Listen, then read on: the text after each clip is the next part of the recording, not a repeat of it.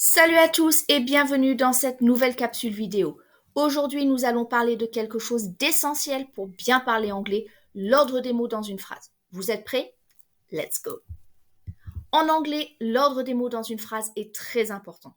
Le plus souvent, une phrase suit cette structure. Sujet, verbe, complément. Facile, non? Regardons quelques exemples. Prenons une phrase simple. I eat pizza. I est le sujet, eat est le verbe et pizza est le complément. Voilà, c'est tout. Mais parfois, on a besoin d'un petit coup de pouce pour poser des questions ou faire des phrases négatives. C'est là qu'interviennent do et does.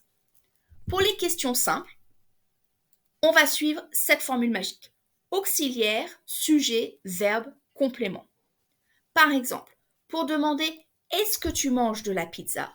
on va dire « Do you eat pizza ?» Do est mon auxiliaire, you le sujet, eat le verbe et pizza le complément. Et si le sujet est he, she ou it, on va utiliser does à la place de do. Par exemple, does he eat pizza? Mais que faire si on veut poser une question plus précise, avec un mot interrogatif, comme quoi, où, quand, pourquoi, comment? C'est très simple. On va commencer la phrase avec notre mot interrogatif et ensuite on suit la formule magique. Mot interrogatif, auxiliaire, sujet, verbe, complément. Voyons quelques exemples. What do you eat? Qu'est-ce que tu manges? Where do you live? Où habites-tu? Pour dire qu'on ne fait pas quelque chose, on va rajouter not après l'auxiliaire do ou does. La formule devient donc sujet auxiliaire not verbe complément. Si je veux dire que je ne mange pas de pizza, je vais donc dire I do not eat pizza.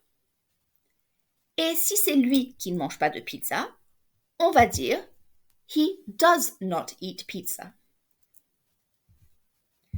Maintenant, passons au verbe to be. Quand to be est le verbe principal, il fonctionne un peu différemment. Pour une phrase simple, on va retrouver notre formule sujet, verbe, complément. Par exemple, she is happy. She est le sujet, is est le verbe, happy est le complément. Elle est heureuse. Super. Pour poser une question simple, on va simplement inverser le sujet et le verbe. Donc, est-elle heureuse va donc devenir is she happy? Et avec un mot interrogatif, c'est tout aussi simple. On va mettre le mot interrogatif au début et ensuite mettre verbe, sujet, complément. Pourquoi est-elle heureuse va donc devenir why is she happy? Pour les phrases négatives, on va rajouter notre négation not après le verbe. Elle n'est pas heureuse va donc se dire she is not happy. Et voilà, vous savez maintenant comment utiliser le verbe to be dans différentes structures de phrases. Récapitulons un petit peu. Pour une phrase simple, sujet, verbe, complément. Pour une question avec do ou does, auxiliaire, sujet, verbe, complément. Pour une question avec to be, verbe, sujet, complément. Si vous voulez ajouter un mot interrogatif dans votre question, il va venir en tout premier avant votre formule magique. Pour une phrase négative avec do ou does, sujet auxiliaire, not, verbe, complément.